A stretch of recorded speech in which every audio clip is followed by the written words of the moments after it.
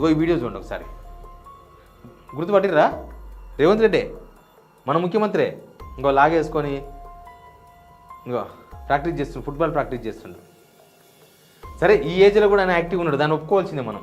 ఈ ఏజ్ అంటే ఆయనది ముసలైన కాదు, 56 ఏళ్ళు, 56 ఇయర్స్ రేవంత్ రెడ్డికి. సరే ఇంకా పొలిటికల్ అంటే 60 ఏళ్ళు వచ్చినా యువకులని చెప్పుకుంటారు, కానీ 56 ఏళ్ళు కొద్దిగా ఫిట్నెస్ బాగానే ఉంది, అంతా బాగానే ఉంది. ఆయన ప్రాక్టీస్ చేస్తుండు. ఆయన ముఖ్యమంత్రి కాకుండా ఇది ఆడితే మనమేమి తప్పబట్టే వాళ్ళం కాదు. ఎందుకంటే సరే ఒక ప్లేయర్ ఆడుతున్నాడు కాబట్టి, ఒక రాజకీయ నాయకుడు ఆడితే మంచిదే, కానీ ముఖ్యమంత్రి కదా, పొద్దుగాలు లేస్తే తలకాయ మీద గోక పెడితే గోక్కునే టైం కూడా ఉండదు, అంత బిజీ షెడ్యూల్ ఉంటుంది.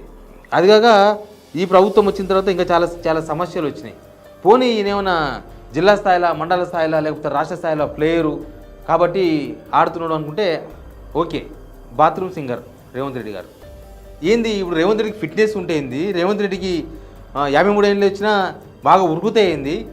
అది రేవంత్ రెడ్డి గెలిస్తే ఏంది? రేవంత్ రెడ్డి ఓడిపోతే ఏంది? తెలంగాణకు వచ్చేదేముంది? తెలంగాణ ప్రజలకు వచ్చేదేముంది? ఈయన ప్రాక్టీస్ చేయాల్సింది పబ్లిక్ ఇష్యూస్ మీద కదా.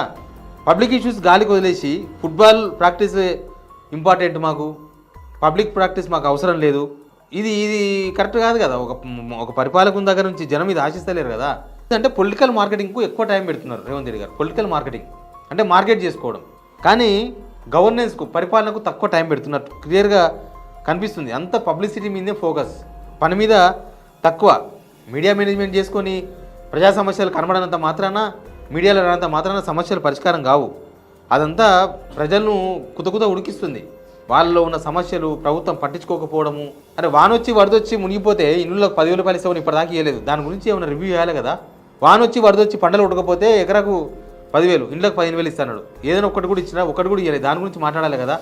హాస్టల్స్లో మీరు డైట్ ఛార్జీలు పెంచమంటున్నారు, డైట్ ఛార్జీలు పెంచినా ఎందుకు అట్లా అవుతుంది? మీరు మెనూ మొత్తం ప్రకటించినా ఎందుకు అట్లా ఫుడ్ పాయిజన్లు అవుతున్నాయి? అసలు ఎన్ని మర్డర్లు అవుతున్నాయి? హోమ్ మినిస్టర్ ఆయన చేతుల్లో ఉంది. ఇక్కడ వరంగల్లోనా యాసిడా ఏదో కెమికల్ పోసినట్టు అమ్మాయి మీద ఎవరు గుర్తులేని వ్యక్తులు, ఎవడో ఒక లవర్ పోసినట్టే. సరే అదేదో వాళ్ళ పర్సనల్ వ్యవహారం, దాన్ని ఎవడో పసిగడలేదు. ఎవడో గుర్తులేని వ్యక్తులు వచ్చి మహిళ మీద, ఒక అమ్మాయి మీద ఎవడో కెమికల్ పోసిపోతే ఆమె హాస్పిటల్లో సీరియస్గా ఉంది. ఎన్ని కుటుంబాలు అప్పులపాలే ఆత్మహత్యలు చేసుకుంటున్నాయి తెలంగాణలో?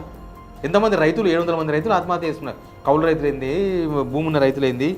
అసలు ఇవన్నీ పక్కన పడేసి స్పోర్ట్స్ వీడియో వైరల్ చేయడంతోన సమస్యలు పరిష్కారం అవుతాయా? సీఎం ఇమేజ్ అంతా కూడా క్యాంపెయిన్ మీదే ఉంది, ప్రచారం మీదే ఉంది. ఎటు తిరిగి ఒక అభద్రతా భావం.